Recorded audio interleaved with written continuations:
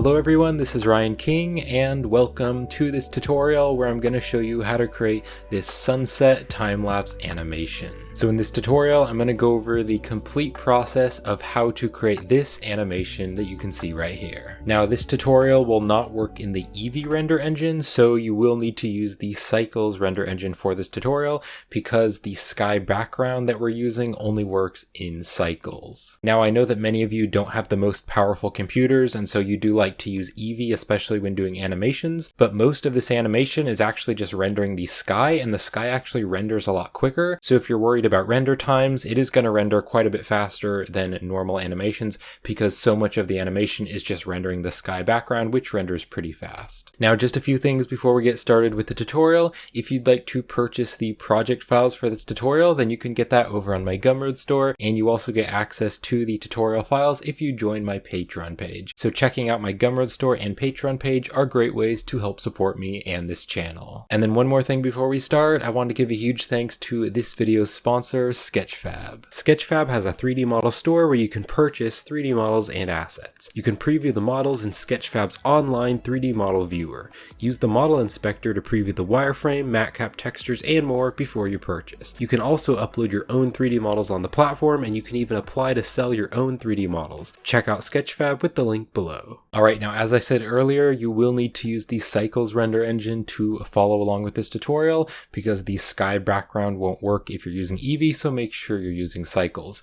And then also to make the lighting look a bit nicer, I'm going to go right down here to the color management, and this is under the render properties. So under the color management, I'm going to set the view transform set to filmic, and then also on the look here, I'm just going to change this to high contrast, and that's going to make things more contrasty and kind of pop out the colors and make it look nicer. And then I also have the screencast keys right down here in the corner so you can see what buttons I'm pressing. Alright, so just double tap the A key to make sure everything is selected, and then we want to delete everything. So we're going to press X to delete and just click on the delete button. Make sure you always delete the default cube because you can't use the default one, you have to delete it and then add a new one. So now I want to move to the front view, so I'm going to press 1 on my numpad, and that is going to take me to the front view. So I want to add a camera, and I just want to stick the camera right there. We did delete the camera, so I'm just going to press Shift A again, and Shift A is going to take me to the add menu, and I'm going to go right down here and just add a camera. Now I want to bring the camera right here where we are, so I'm going to press Control Alt Numpad 0. So Control Alt Numpad 0 is going to bring the camera right to where we are. And then if you press the 0 on the numpad, that is going to take you in and out of the camera's perspective. And then just select the camera, make sure it is selected, and then you can press 0 to go into the camera view.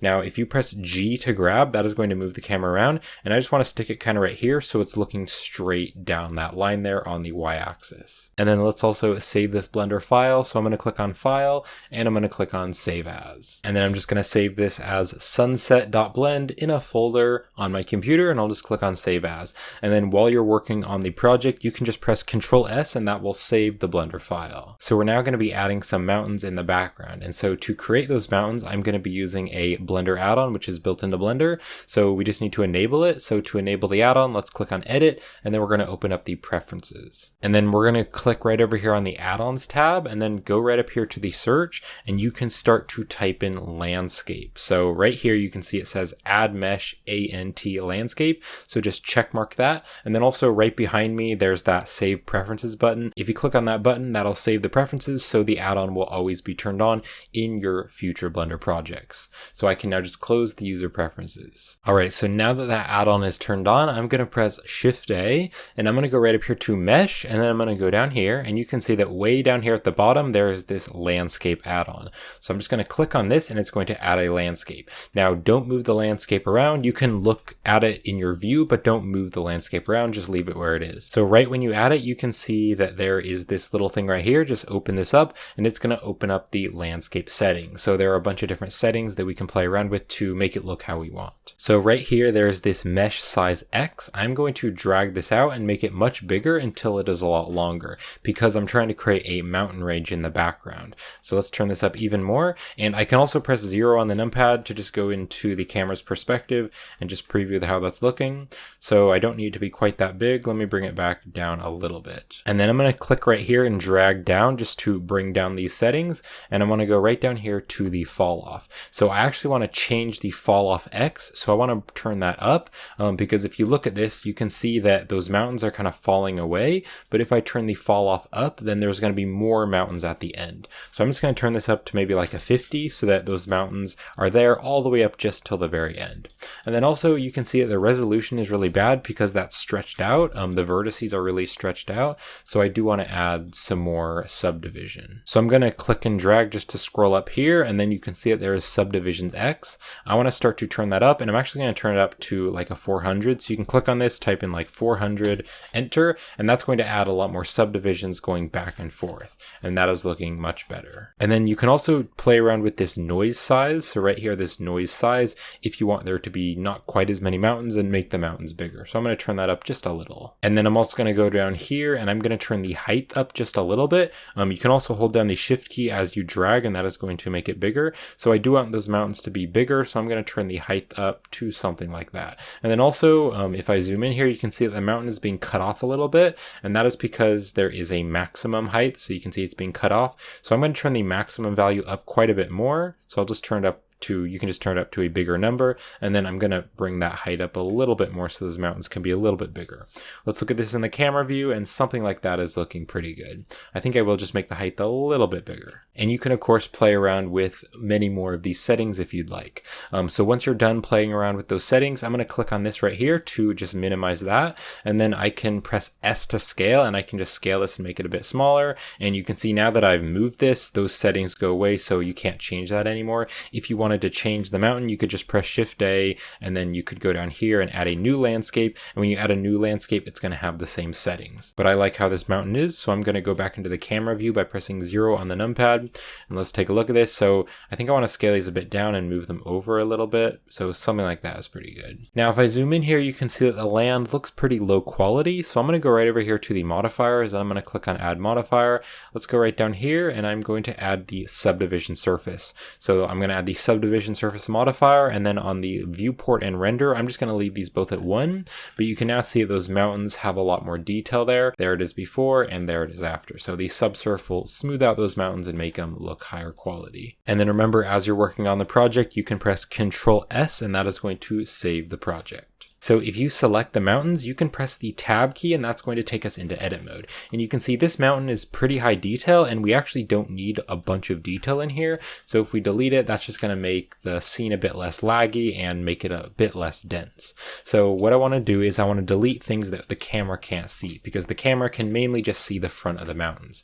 So what I'm going to do is press 7 on the numpad, and that is going to take us to front view. And then I'm going to hold down the Z key, move my mouse over to the wireframe and let go. That is going to take us to the wireframe preview. And then also click right here to make sure the vertex select is turned on. So I'm now going to press B, and B is going to turn on the box select. And I'm just going to click and drag, and I'm going to drag a box around the back side right here. So something like that. And then I can press 0 to go into the camera view. And then you can hold down the Z key, move back to solid and let go. And you can see that we are able to see some of those things that are selected. So I just need to deselect some of them. So I'm going to press 7 to go back to the top view, and I'm going to press B again for the box select. This time I'm going to click and hold with my mouse wheel and just get rid of some of these areas. So click and hold with your mouse wheel, let go, and that is going to deselect some of those. Oh, and also I need to be in the wireframe if I want to get all of them, because you can see it didn't quite grab all of them. So I'm going to hold down the Z key, go over to wireframe and let go, and then press B again for the box select, click with your mouse wheel, drag, and then let go. And then you can press 0 on the numpad to see how that is looking, and then you can press 0 again on the numpad to go back to your view. So I'm going to press B for the box select again, click and hold with my mouse wheel, deselect those, and we're just finding some areas where we are able to see the land. So just use the box select, get rid of some of those areas. And also right here, and we'll do here as well. Okay, that is looking pretty good. So you can see that now we've selected a bunch of parts back behind the mountain that we're not able to see. So now we can just delete all of this stuff back here. So I'm just going to press X to delete, and we want to delete the vertices. And if I press 0 again to go into the camera view, I can hold down the Z button and go back into the solid view and tab back into object mode, and the mountains look exactly the same, but we've gotten rid of a lot of those vertices. All right, so we're now ready to add that lake or that ocean right here on the ground. So I'm going to press Shift A and I'm going to go right down here and add a plane. Now on this plane, we are going to be adding a modifier, which will make it look like an ocean. So right here on the modifiers panel, I'm going to click on add modifier, and let's go right over here under physics, and I'm going to go right down here and add the ocean modifier. So the ocean modifier is really cool and it makes very realistic looking oceans. So if you drag this time value, you can see that's going to change the time.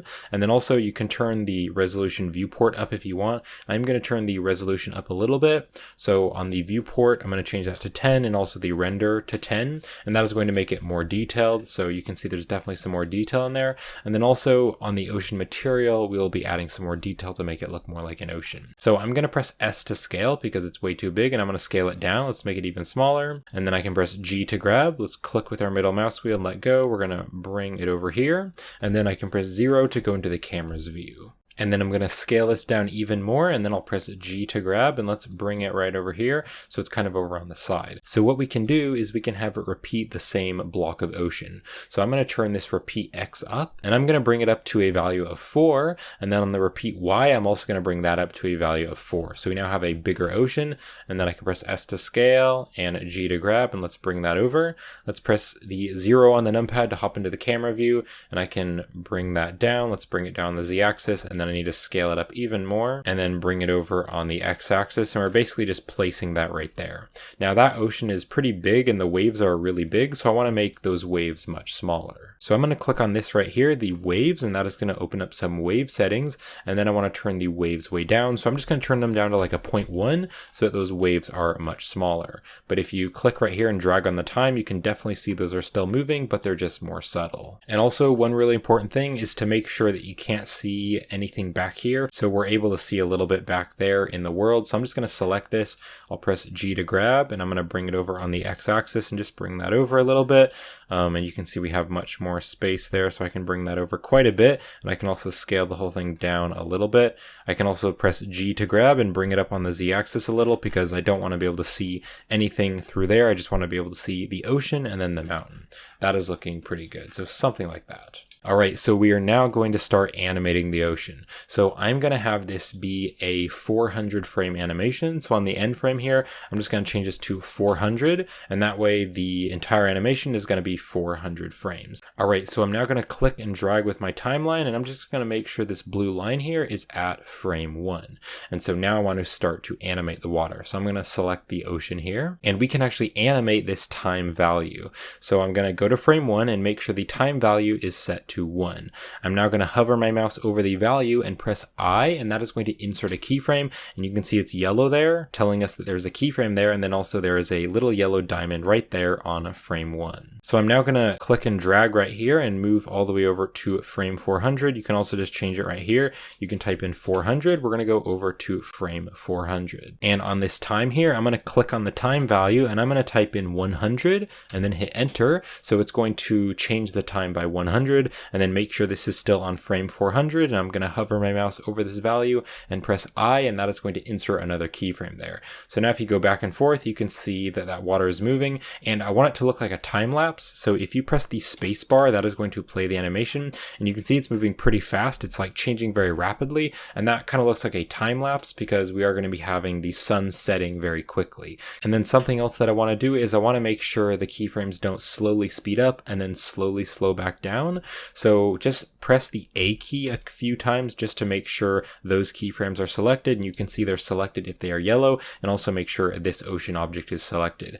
I'm now going to press T with my mouse hovered over the timeline, and I'm going to click on linear, and that will ensure that it doesn't speed up and then slow back down. It just goes from one keyframe to the next keyframe, and the keyframe interpolation will be linear. All right, so we're now ready to create the world. So I'm going to press the 0 on the numpad to go into the camera view, and then also press Control S to save. So let's click right over here on the world, and if you don't already have a world, you can click on the new button, so new right here, and then I'm going to click on this little yellow dot here next to color, and I'm going to go right down here under texture, and I'm going to change this to the sky texture. So it's right down here, the sky texture. Now to be able to play around with the world a bit better, I'm going to go over to the shading tab. So click right over here on the shading workspace. And then I don't want to edit the shader nodes, at least not yet. So right up here, I'm going to click on object and I'm just going to change this to world. And so the world actually has nodes, just like the shaders have nodes and the compositing has nodes. So the world actually has its own nodes. And you can see here's the sky texture and then here's the background. So let's go into rendered mode. So I'm going to hold down the Z button, move up to rendered and let go. And then I only want it to render what the camera can see. So I'm going to press Control B in the camera and I'm going to click and drag a box around the camera and then let go. And that way it's only going to render a preview of what the camera can see and that'll speed up the render times. All right, now on the strength here, I'm just going to turn this to like a 0.5 so it's not quite as bright because it is pretty bright, and we will also change those colors to make it less bright. And then on the sun size right here, I'm just going to change this to a 6. And then on the sun intensity, it is way too intense right now, so I want to make it much less intense. So I'm going to turn the intensity here to a 0.03. So just a 0.03, and you can see already that is much less bright. And then I want to bring the sun down lower. So on the sun elevation, I just want to change this to 10. And now if you look around here, you might be able to see that sun there. It is kind of hard to see because it's so bright, but that sun is right there. And then we can play around with these 3 settings here, and those are going to change what the actual sky looks like. So you can see if I pull these up, if I drag these, that's going to change what the sky looks like. So I'm going to turn the air to a 1.9, and then I'm going to turn the dust up to a 1.4. So there's some more dust. And then I'm going to turn the ozone all the way up to 10, and that is going to make the sky look much more blue. So now if you kind of look around here, click with your middle mouse wheel to look around, you can see it's much more blue, and now you're really able to see that sun right there. Now we can click on this sun elevation and we can drag it down, and as I drag it down, you can see that that is what's going to give us that sunset effect. So you can see as it's going farther down, it's going to set more and more, and then it's going to get darker, and then there's kind of like that blue hour where everything's really dark but it's just a little bit blue, and then it will get fully black. Now one thing to make sure of is that you can't see the horizon. If you bring this down to a very small value, you might be able to see the horizon. Now I can't see it very well, but if I just select this mountain here, I can press H and that'll hide it, and you can see there's the horizon. And so we don't want to be able to see the horizon because we want the mountains to cover that up. So I'm going to press Alt H and that'll unhide the mountains. So with my scene, it does look pretty good, but you are able to see the horizon just a little bit. So what I'm going to do is just rotate everything up just slightly. So I'm going to hold down the Z key, go back into solid view, and then I'm going to double tap the A key to select everything. And then I'm going to press 3 on the numpad, and that's going to take me to the side view. So if I click and drag and make this smaller, you can see here's the mountains, here's the water, and then here is the camera. And so over here in the background, that's where the sun is going to be. So I'm going to press R to rotate with everything selected. I'm just going to rotate everything up just slightly so it's looking a little bit up more towards the sky. And then I can press 0 to go back into the camera view, and I'm just going to go into the rendered mode and see how that's looking. So basically I just don't want to be able to see that horizon, and that looks good. Now I'm not able to see that horizon at all. And then in rendered mode, you can see with my scene there is a little bit of a dark patch right there. And so if I press Z, go back into solid view and let go, if I just navigate right over here and select the mountain, you can see the mountain is just slightly higher than the water. So I'm going to press G to grab and then bring it down on the Z axis just a little so that the water is going up next to that mountain. So if I go back into the camera view, hold down the Z button, go into the rendered view, you can just zoom in there, see how that's looking, and now you can see that is all blue.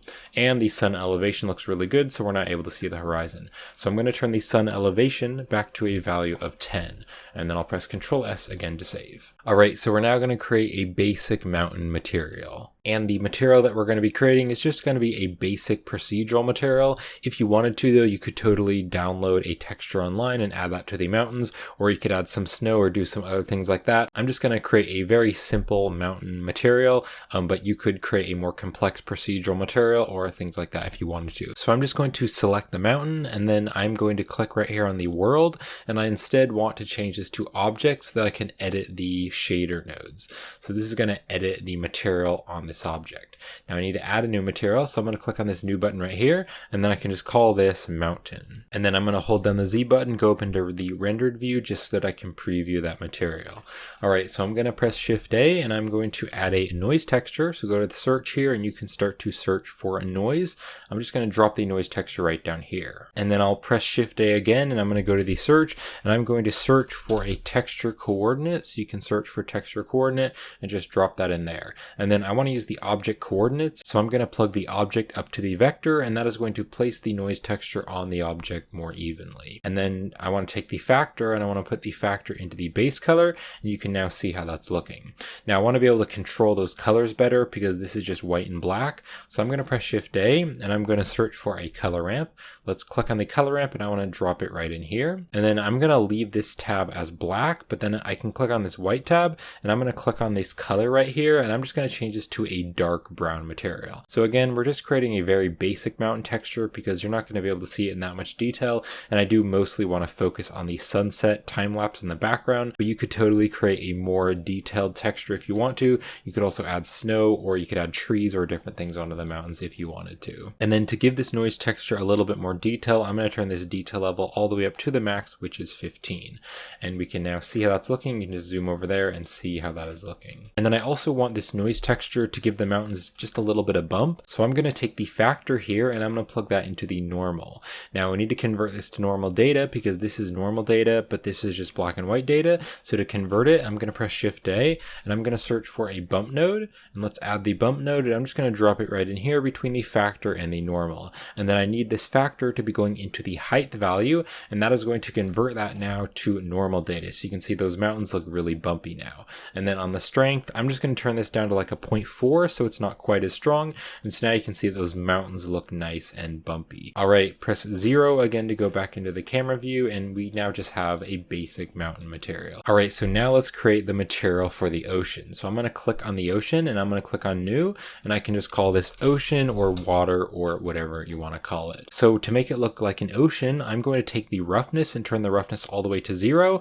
And that way you can see now the water looks very reflective. And then on the base color here, I'm going to click on the base color and I'm going to make it fully black. And that way it's just going to be very reflective. And you can see that is looking a lot like water. And then I do want to give it some normal because I want to give it some ripples and make it look bumpy. So I'm going to press Shift A and I'm going to search for another noise texture. Let's click on the noise texture and then drop it right down here. And then I am going to be using the Node Wrangler add-on to preview different nodes. So if you don't have that add-on enabled, just click right up here on edit and then we'll go to the preferences again. And then right back here on the add-ons, you can go here to the search and you can start to type in node and then just check mark the Node Wrangler add-on, and then we can close the user preferences. All right, so now that the Node Wrangler add-on is turned on, I can select the noise texture and then I'm going to press Control T, and that is going to add the texture coordinate and mapping nodes. And then also another feature of the Node Wrangler add-on is that you can preview different nodes. So if you hold down the Control and Shift key, you can select nodes and that is going to preview it.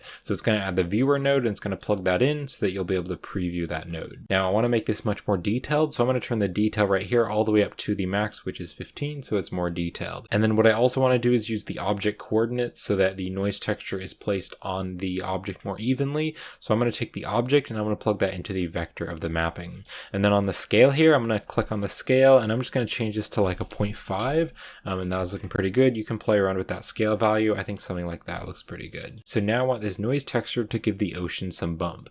So I'm going to take the factor and I'm going to put the factor into the normal, and this is going to make it look like there's some little ripples and waves. And then I can Control Shift select the principal to preview it. So just hold down the Control and Shift key and click on different nodes to preview them. Now if something isn't looking right there, you can see that's really dark, and that's because again we need to convert this to normal data so it can actually act as bump. So to convert that to normal data, I'm going to press Shift A and let's click on the search, and I'm going to search for the bump node, and let's click on the bump node. We're just going to drop the bump node right in here, and then again we want the factor to go into the height and that'll convert it to normal data. So now you can see that is looking very bumpy. Now it's way too strong right now, so I'm going to turn this strength value way down to like a 0.06, so a 0.06, and now you can see that is really starting to look like water. So that's looking really cool. You can see there's all those waves and ripples, so that's looking really cool. And you can also see there's the sunset right there reflecting in the water. So now what I want to do is I want to animate the ripples. So I'm going to go back to the layout here, and just like the ocean is moving, I also want to animate the ripples in the material. So right back here in the layout, I'm going to move my mouse right here when there is a crosshair,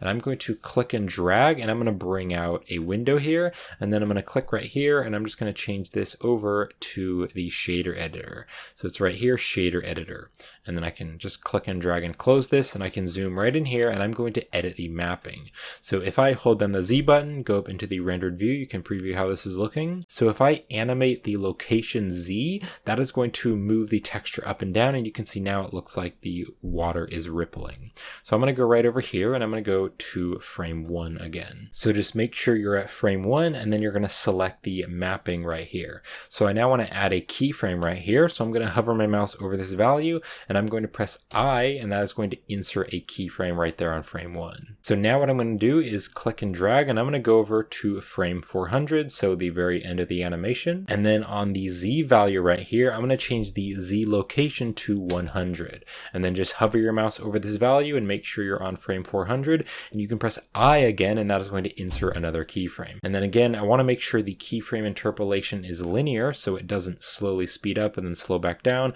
I just want to make it so it goes exactly from one keyframe to the next keyframe at the same speed. So over here, just double tap the A key to make sure those keyframes are selected, and I'm going to press the T key, and that is going to bring up the set keyframe interpolation, and I'm going to click on linear. So now if you scrub through this or play through it, you can see how that is looking. So you can just move through that and you can see now it looks like the water is rippling. Alright, so I can now close this here. So I'm just going to click right here when the crosshair appears, click and hold, drag over, and then let go, and that is going to close that window there. You can see that's looking very nice. So let's press Z, move back over to into the solid view, and then let go. So now I'm going to create some different islands, just a couple islands here in this lake or ocean. So I'm going to press Shift A, let's go here to mesh, and I'm going to add a plane. And then I can press the period key on the numpad to zoom into the plane, and I can press G to grab and Z to bring it up on the Z axis, and then let's just preview that plane.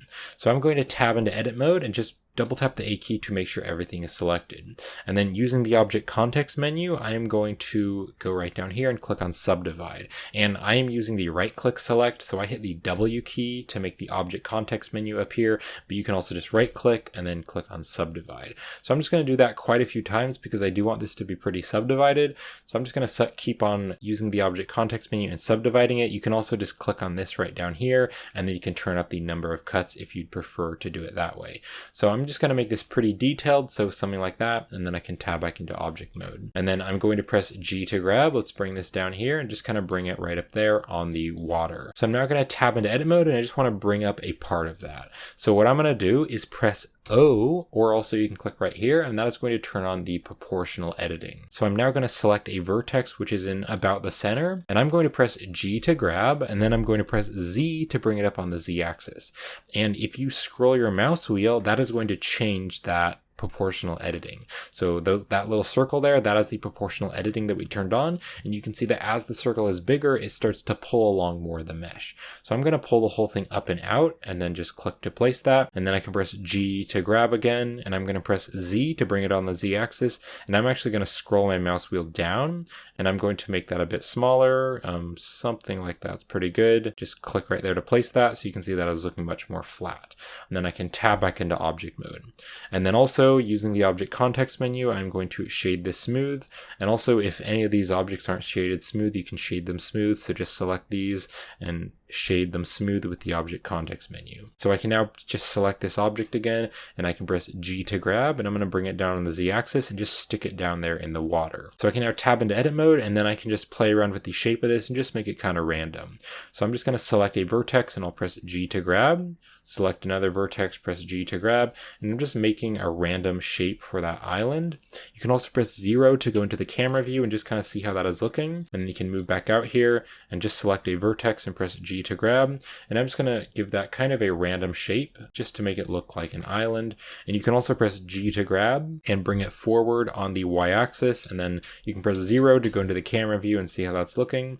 And I also need to press G and Z, and we're going to bring the island down a little bit. And I'm going to bring the island forward a little bit. So I'll press G to grab. Let's bring it over on the Y axis and then bring it down on the Z axis. And you can also rotate it if you need to. So just something like that. That is pretty good. And then I want to add a displacement modifier onto this island to just make it kind of rough and bumpy. So I'm going to click right over here on the modifier properties. Now I first want to give it a little bit more subdivision just so that it has more detail. So I'm going to click on add modifier, and I'm going to go right down here and add the subdivision surface. And then on the viewport and render levels, I'm going to turn these both just to 1. So I can now click on add modifier again, and this time I'm going to go right down here to the displace modifier. So it's under deform, displace, and this is going to displace the mesh. Now I want to displace replace the mesh by a texture. So I'm going to click on new here to add a new texture.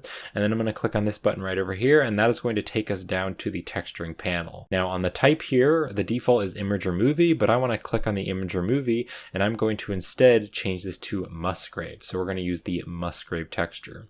And then there's a few settings you can play around with. You can play around with the size. So I'm going to turn this size up a little bit, maybe to something like that. And then I'm also going to just click and drag on the dimension and turn that down a little bit as well. And then on this luminarity, I'm going to just drag this all the way up so that it is at the max, which is 6, and that's going to add some more detail as well. And then I'm also going to turn the intensity down, and if I turn the intensity down, you can now see in the preview that we're able to see more detail there. Now this is way too strong, it looks really sharp, and I don't want it to look like that, so I'm going to click right over here on the modifier properties, and then on the strength here, you can turn the strength way down on the modifier, and I'm going to turn the strength down to like a 0.07, so that there is much less detail. Maybe I'll even turn this down to like a 0.05. So something like that. And then if you wanted it to be even more detailed, you could turn up the subdivision surface. So you could turn these up to a level of 2, and that way there's going to be much more detail there. And then I think I will press S to scale and just scale the whole island up a little bit. So you can see how that's looking in the camera view. I think I'll bring this down a little bit so it's a little bit lower. And then I think I'll turn the strength down to a 0.04 just so that it's a little bit less strong. So let's now select this island, and I'm going to press Shift D to duplicate, and let's bring it over here. And then I can also press G to grab, and we're going to bring it on the Y-axis and move it forward. And then I can also press R to rotate. So press R to rotate. We're going to rotate this on the Z-axis and just rotate it over. Just give it a random rotation. And then we can also press G to grab and just stick it down there. And it looks like it's a bit too close to the camera, so I'm going to bring it back a little bit and bring it down a little bit. And then also you can tab to go into edit mode, and we still have the proportional editing turned on. So you can just select a vertex and press G to grab and just make this island a randomly different shape. So just make it look a little bit different, something like that. All right, that's looking pretty good. Go into the camera view and just kind of move these islands to where you like. All right, so that was looking really good. So I'm now just going to select this island, and I'm going to click right over here on the material properties, and I'm going to click on this drop down here, and I'm just going to add the mountain material, and then I'm going to click right here, click on the drop down, and I'm going to click on the mountain material. And of course, if you wanted to, you could add maybe like a sand texture or a dirt texture, or you could also create some procedural texture if you wanted to. I'm just going to go with that. So I'm now going to hold down the Z button and move my mouse up into the rendered view, and let's just preview how that is looking in the rendered view. That's looking pretty good. If you wanted to, you could turn that bump down a little bit because that bump does look a little bit strong. So I'm going to go right over here to the modifier properties, and then I'll turn the strength even more down. So just like a 0.03 or a 0.02 or something like that. And then on this one here, maybe just turn the strength down even more, just that it's a little bit less bumpy. And of course, in your own time, you could totally add some trees or some rocks, or maybe add a boat or add some more things in here. I mostly want to focus on the sunset, but you could totally add some trees or bushes or rocks and things in this as well. All right, so now we are going to add the stars into the world background. So I'm going to hold down the Z key, move my mouse over back to the solid view and let go. And then let's click right over here on the shading tab. And then I don't want to be previewing the object shading. So I'm going to click right here, and I'm going to instead go to the world, and that way we're going to preview the world nodes. So to create the stars, I'm going to press Shift A, and I'm going to go to the search here, and I'm going to search for the Voronoi texture. Let's click on the Voronoi, and I'm just going to drop it right here. And then we did turn on the Node Wrangler add-on earlier in this tutorial. So I'm going to hold down the Control and Shift key, and then just select the Voronoi texture to preview it. Now we need those stars to be much smaller. So on the scale here on the Voronoi, I'm just going to change this to like a 150. And that way now you can see we have a bunch of little circles there. Now I want to make those circles look much more contrasty. So to make them more contrasty, I'm going to press Shift A, and let's go to the search here, and I'm going to search for a color ramp node. Let's click on the color ramp, and then I'm just going to drop it right in here. So the distance is going to go into the factor of the color ramp. So I'm now going to click and drag and pull these values out, and that's going to make it more contrasty. Now I actually want to switch these values, so I'm going to switch them, and I'm going to drag the white all the way over here, and then I'll drag the black all the way over here, and then I'll bring the white out a little bit more. So now if you zoom in there, you can just see we have a few stars here and there. That's looking very nice. So we are going to use this color ramp here to tell it where the stars are going to be, and then where the sky texture is going to be. So I'm going to press Shift A, and I'm going to search for a mix shader. Let's drop the mix shader right here, and then I can Control Shift and select the mix shader to preview it. Now I want to take the background, and I'm going to plug that into the first shader, and then I want this color ramp right here, this star texture to be the factor. So I'm going to plug the color into the factor. So now we need to add another background in here on this shader right here. So I'm going to press Shift A and I'm going to search for another background. So let's just add a background. I'm going to click on it and just drop it right here.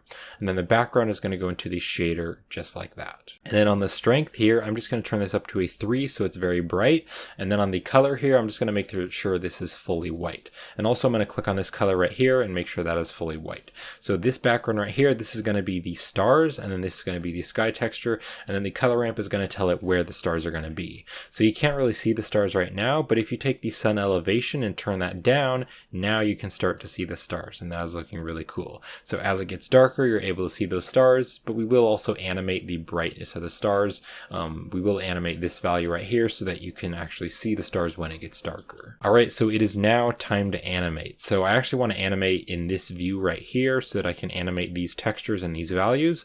So what I want to do is click right here, and I'm going to click and drag down, and that is going to create a new window. And then I'm going to click right here, and I'm going to change this to the timeline. So just click on the timeline, and then I can drag this a bit smaller and drag this a bit bigger so we can preview that a little bit better. All right, so now let's animate this. So I'm going to go right over to here to frame 1. You can also click right here and type in frame 1. And then I want to add a keyframe on the sun elevation. So I'm going to hover my mouse over this value on the sun elevation and make sure you're on frame 1.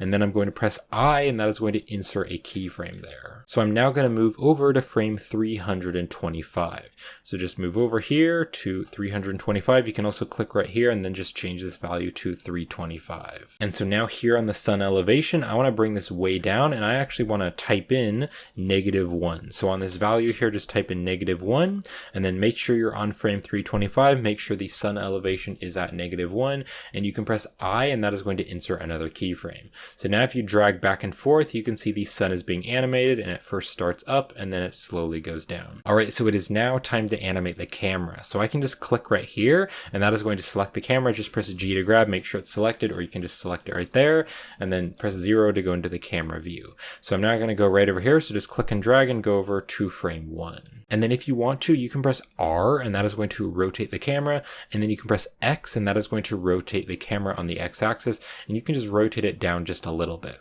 So I now want to add a keyframe right here. So with your mouse in the 3D view and with the camera selected, I'm going to press the I key, and then I want to insert a location, rotation, and scale. And that's going to add another keyframe down here, so it's going to be the keyframe for the camera. If you click and drag this out, you can see here is showing us all the different types of keyframes, and so you can minimize these. You can see here is the scene, and then here's the camera. So right down there, that is the camera keyframe. All right, so I'm now going to move all the way over, and I'm going to move over to frame 175. So you can just move over to frame 175. You can also type in 175 right here. So you can see now it's looking pretty much like evening, and the sun is moved way down. So I now want to rotate the camera so it's kind of looking more up. So just make sure the camera is selected, and then I'm going to press R to rotate. And then again, I want to hit X to rotate it on the X-axis. And then as you're rotating this, you can hold down the Shift key to make your movements more sensitive, and you can kind of turn this in a circle, and that is going to rotate the camera. So I want to rotate it up. I'm just going to rotate it up about that far so that you can just barely see a few of those islands, but most of it is going to show the sky. So something like that, and then click to place that. So I can now press I again, and I'm going to insert a location, rotation, and scale. So now if I drag back and forth here, you can see the camera is slowly rotating up. And by the time it gets to frame 300, you can see that the sun is fully set. And so now I want the camera to be mostly looking at just the sky. So I'm going to press R to rotate, and I'm going to rotate this again on the X-axis. And I want to rotate this up so that you can just see a tiny little bit of those mountains. You can see a tiny bit of the top of the mountains, but most of it is sky. And then again, press the I key, and we want to insert location, rotation, and scale. So now you can move back, and you can see it kind of rotates up here, and then it just kind of slows down, and you can kind of see the whole sunset as the sun is setting. And then at 300, the sun is pretty much going to be fully set. So I'm now going to move all the way over to frame 400, and I just want to rotate the camera up even more. So I'm going to press R to rotate, and again, I want to hit X to rotate it on the X-axis, and I'm going to rotate this up so it's looking all the way up at the stars, kind of like that. And then again, I want to press I, and I'm going to insert location, rotation, and scale. So I can now move this back, and you can see it moves down. You can just see a little bit of those mountains. Then the sun is setting, and then we can go all the way back to frame 1. So that is the camera animation, so let's press Ctrl S again to save. Alright, so we are now going to animate the stars, because I only want the stars to start to show when it's getting pretty dark. So I'm going to move over to frame 250. So right here, frame 250. And this is where I want the stars to just start. So what I'm going to do is animate this value right here, this color value, and you can see when this is turned down up to fully black, you're not able to see the stars. So on this one right here, the one over here, I'm going to turn this to fully black, and then hover your mouse over this value, make sure you're at frame 250, hover your mouse over the black value and press I, and that is going to insert a keyframe. So I'm now going to move over to frame 350, so exactly 100 frames over, and then I want to click on this value here, and I'm going to turn it all the way up to fully white so you can see all those stars. And then again, make sure you're at frame 350, and then hover your mouse over this white value, and you're going to press I again, and that is going to insert another keyframe. So now if you go back and forth here, you can see that you're not able to see the stars at all, and then after frame 250, you can just see those stars a little bit, and then at frame 350, you're fully able to see the stars. Now I also want to make the entire sky just a little bit darker, so I'm going to move to frame 400. And at frame 400, I just want to bring the sun elevation down just a little bit more so that it's a little bit darker. So just make sure you're at frame 400 and then just click on the sun elevation. And I'm going to turn this down to like a negative 3.5. So negative 3.5, just like that. And you can see now it's very dark, but there's just a little bit of blue. I might actually just change this to a negative 0.3 so that you can just see a little bit more of that blue. And make sure you're at frame 400 and hover your mouse over this value and press I, and that is going to insert a keyframe. So now you can see that right here at the end from like 300 to 400, it just gets a little bit more black, but it's still just a little bit blue. All right, and that is pretty much it for the animation. So we're now going to do some render settings and then render this out. So I'm going to click right back over here on the layout, and then I'm going to go right here to the output properties. Now, if you want to, you could turn the resolution up. You could just keep the resolution at the default, which is 1920 by 1080. I want this to look a bit higher quality, so I'm going to make this 256 by 1440, and that's going to be a resolution of 2K. And I like to do that. I like to make it 2K because my monitor is 2K resolution, so it looks a little bit nicer on a higher quality computer monitor. But if you want it to render faster, then you can just leave it at 1920 by 1080 because a smaller resolution is going to render faster. And then we're going to be rendering these out to frames, and then in Blender's video editor, we will compile them together to a video. So on the output right here, I'm going to click on this file icon right here. And then in the folder with my other files, I'm going to click on the plus here to make a new folder, and I can just call this frames, and then just go inside the frames folder, and then right down here you can click on the accept button, and that is going to set that. So it's now going to render all those frames to images. Now on the file format here, I'm going to click on PNG, and I'm actually going to change this to a JPEG. You could make it PNG if you want to, but JPEG is going to be a little bit smaller of a file size. And then I'll turn the quality up all the way up to 100 so that it is full quality. All right, and then there's just a few different render settings. Before we render this, we do need to do a little bit of compositing, and then there are just a few render settings. So I'm going to click right over here on the render properties, and then right here, I'm going to turn on motion blur. You don't have to turn on if you don't want to, but I'm going to turn on motion blur, and that way there's just be a tiny bit of a blur when the camera is rotating up. All right, now if we want this to render faster, we can also turn down the light paths. So I'm going to hold down the Z button, go up into the rendered view, and then right here on the light paths, I'm just going to open this up. And then I want to turn down a bunch of these settings. So I'm going to open up all these settings here, the clamping, the caustics, and the max bounces. And if I turn the light paths down, Blender is going to render faster. So on the caustics, I can turn off the reflective and refractive caustics. I can also turn down the filter gloss, and I can also turn down the indirect lighting. And then on all these values, so the total, diffuse, and glossy, and transmission, I'm going to turn all these values to 0, and that way Blender is going to render faster. And then just play through the animation and make sure everything is looking good. Now let's close the light paths, and we're going to open up the sampling. So go right down here to the render sampling, and we're going to change the render samples. Now I am going to change my samples to like 200 because I think that is better, especially right down here in the water. It looks kind of grainy, and so if we add more samples, then it's going to look nicer. But something that we can do is we can actually animate the samples, because when we get right up here to when we can just see the stars, we're really not going to need that many samples at all, because the world nodes doesn't really need that many samples because there's not very many light bounces and things like that. But on the water, it does look nice if there are more samples. So what I'm going to do is I'm going to move to about frame 275, and at frame 275 you aren't able to see the water at all. So what I'm going to do is actually animate the samples. So on the sampling here, I'm just going to set this to 200. You could also just set it to 100 or whatever you want to do. If you use less samples, then Blender's going to render faster. So I'm going to go to frame 275, and then I'm going to set these samples to 200, and then I'm going to hover my mouse over this value and press I, and that is going to insert a keyframe. And then I'm going to move over, and I'm going to move over to like frame 300. And then on the samples here, I'm just going to turn this way down to like 20 so that it is using much less samples.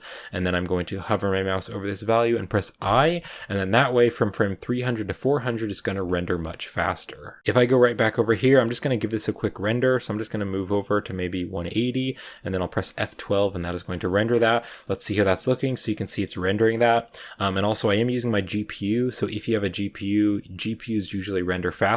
So if you have a GPU, you could render with your GPU. All right, so you can see how that's looking.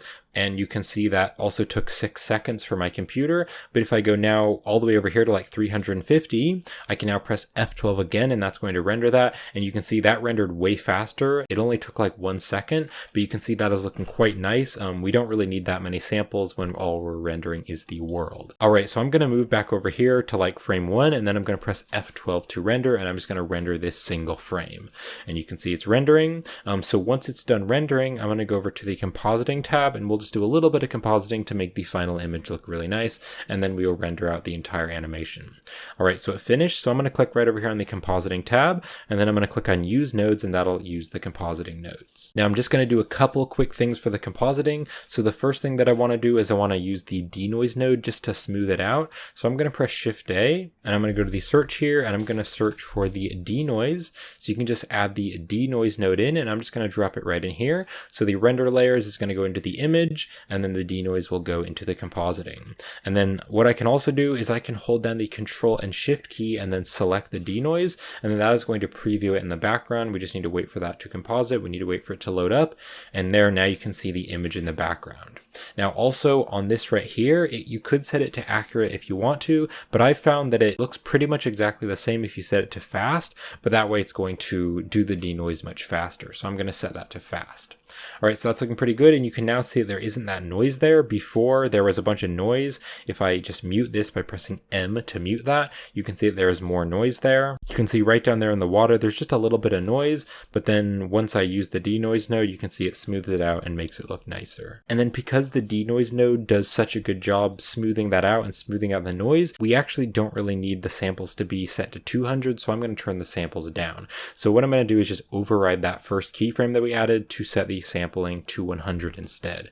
So what you can do is you can drag this up, and this is going to bring up that dope sheet. And then what we can do is we can go right down here and click on the samples right here. And so if you go right over here, you can go to frame 275, and that is where we set the samples. So we set the samples to 200 at frame 275, but instead I could just change the samples to like 100. So just change it to 100, and then we want to override that keyframe. So just make sure you're on frame 275 or wherever you place that first keyframe, and then I'm going to hover my mouse over this value and press I, and that is going to override the keyframe. So now from 275 to 300, you can see it's going to go all the way down from 100 to 20. So I'm going to go right back here to frame 1. I'm just going to scroll over to frame 1, and then I'll press F12 again, and that'll do a quick render, and this time it'll render even faster because it's only rendering 100 samples.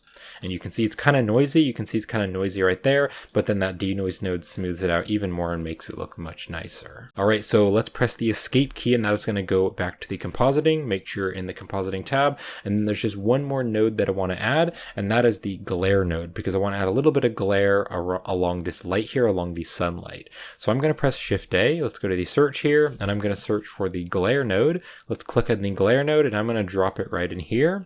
So the image from the denoise is going to go into the glare, and then I want to plug the viewer and compositing up to the glare. And then I want to change this from streaks to a fog glow because I want to use fog glow instead. And then on medium here, I'm going to instead change this to high. And now you can see that we have that nice glare there, and then it is pretty bright right now. So let's kind of move over and see how that is looking over here. So I'm going to press F12 again to render just on about frame 200. And once it does the compositing, now you can see we have that nice glare there, and that is looking really cool along the sun.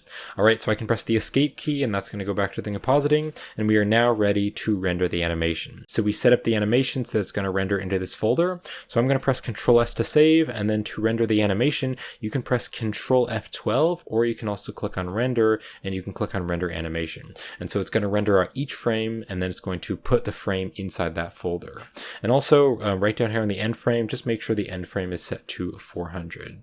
So I will be back when the render is finished. All right, and the render finished. So I'm just going to press Control S again to save, and then let's open up a new Blender file. So I'm going to click right over here on File, and then I'm going to click on New, and I'm going to go right down here to Video Editing, and I'm just going to click on that, and that's going to open up a new video editing layout. And so here is the sequencer. So I'm just going to make sure I am on frame 1. You can just click right here and then change it to frame 1. And then I'm going to press Shift A, and I'm going to go right down here and add image or sequence. And then you're just going to locate to the folder where you saved all the frames, and here are all the frames. So I'm just going to press the A key to select everything, and then I can click on Add Image Strip. And then right down here, make sure the frame rate is set to the frame rate you used. So I use 24 frames per second. And then we want the end frame to go to 400 because that was our end frame. So on the end here, I'm just going to type in 400 and enter. All right, and then one other thing, make sure you have this selected, this strip here, and you can click on strip, and then you can go right down here and you can click on set render size. That is going to set the render size. So you probably just used like 1920 by 1080. I used a 2K resolution, so that is my resolution. You can just set that to your resolution, but if you click on strip and then set the render size, it's automatically going to detect the resolution. So if you press the space bar to play, that is going to play it. And for some reason, Blender's video editor seems to have a glitch or a bug, because this seems to happen a lot with me. Actually, it seems to happen pretty much all the time where it's going backwards. So what I need to do is go right down here, and I'm going to open up the video right here.